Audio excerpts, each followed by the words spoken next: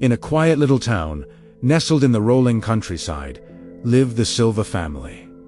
They were the picture of happiness. Carlos, the father, was a man whose hands were calloused from hard work, but his heart was soft and full of love for his family. His wife, Luana, was his rock, a strong and loving woman who was the heart of their home. Together, they had two beautiful children, João and Maria, whose laughter was the sweetest music in their lives. They were a close-knit family, sharing everything, their days filled with simple joys and an unbreakable bond. Life was good, almost perfect. The sun seemed to shine just a little brighter on their little piece of the world. But as we all know, life has a way of testing us when we least expect it. One ordinary evening, their world was shattered. Carlos, the strong pillar of their family, collapsed, clutching his chest in agony. The pain was severe, and the fear that gripped them was even worse. At the local hospital, the diagnosis came like a thunderclap,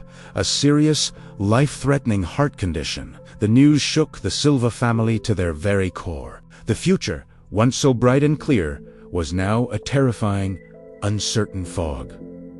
Luana felt a profound sense of helplessness. How could she help the man she loved, the father of her children, when doctors were speaking in hushed, grim tones? The joy that had once filled their home was replaced by a heavy silence, thick with worry and unspoken fears. The doctors decided that Carlos needed a higher-risk surgery, a last-ditch effort to save his life. But they were candid, offering little hope for success. The weight of this news was crushing. As Carlos was wheeled into the operating room, the family clung to each other, their faces etched with anguish. It was in this moment of utter desperation that their journey of faith began. Luana, João, and Maria gathered together, their hands clasped tightly, and they began to pray. They prayed with an intensity they had never known before, pouring out their hearts to God, begging for a miracle, for the life of their beloved husband and father. In the days that followed, Luana found herself drawn to the old church in the center of town.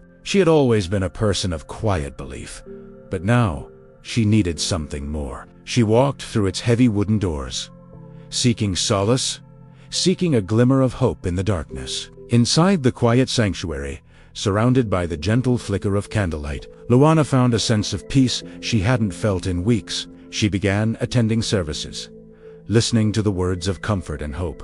She met other members of the church, kind souls who saw her pain and offered their support. They didn't just offer words, they offered their prayers. Together, they formed a small circle of faith, praying for Carlos's recovery. Luana learned about the power of intercession and began to pray to Our Lady, asking the Blessed Mother to watch over her husband. Every day, her faith grew stronger. It became her shield against despair, her guiding light through the long, anxious nights. While Carlos fought for his life in a sterile hospital room, Luana fought her own battle on her knees, armed with prayer and an unshakable belief that they were not alone in this fight. This newfound community and deepening faith became the anchor for the entire Silva family, holding them steady in the storm. The surgery was over. The doctors emerged, their faces tired but relieved. Carlos had survived the operation. It was a small victory, a brief moment of exhale for the family. But the relief was short-lived. The surgery, while successful in the immediate sense, had revealed a deeper truth. Carlos's heart was too damaged. His only chance for a future, for watching his children grow up, was a heart transplant. The word transplant hung in the air, heavy with a new kind of dread. Finding a compatible donor heart is like finding a needle in a haystack, a race against time with impossible odds. The family was thrown back into a state of desperation. The flicker of hope they had felt now seemed impossibly dim. They were on a waiting list, just one name among many, waiting for a tragedy to become their miracle. Yet, Luana refused to let despair win.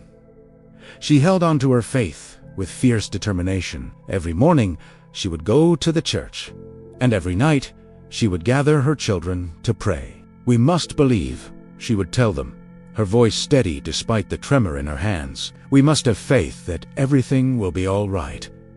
Her conviction was a beacon for her family, a constant reminder that even in the darkest of nights, a new day could dawn. Days turned into weeks, and the wait felt like an eternity. Each phone call, each footstep in the hospital corridor sent a jolt of anxiety through them. Then, one afternoon, the phone rang. It was the hospital.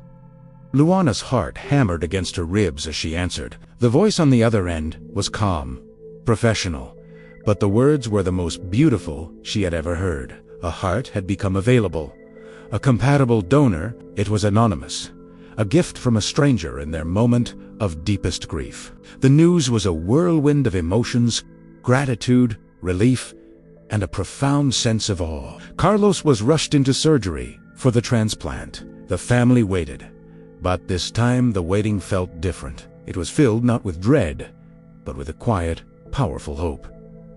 The transplant was a success. When Carlos opened his eyes, he saw his family gathered around him, their faces shining with tears of joy. Weeks later, the Silva family returned to the little church in the center of town. They stood together, a complete family once more, and gave thanks. They thanked God, they thanked Our Lady, and they thanked the anonymous soul whose incredible gift had given them back their future. Through the ordeal, they had discovered something profound. It wasn't just medicine that had healed Carlos. It was faith. Faith had united them, given them strength when they had none left, and guided them through their darkest hour. They realized that their family bond, fortified by belief, was truly unbreakable.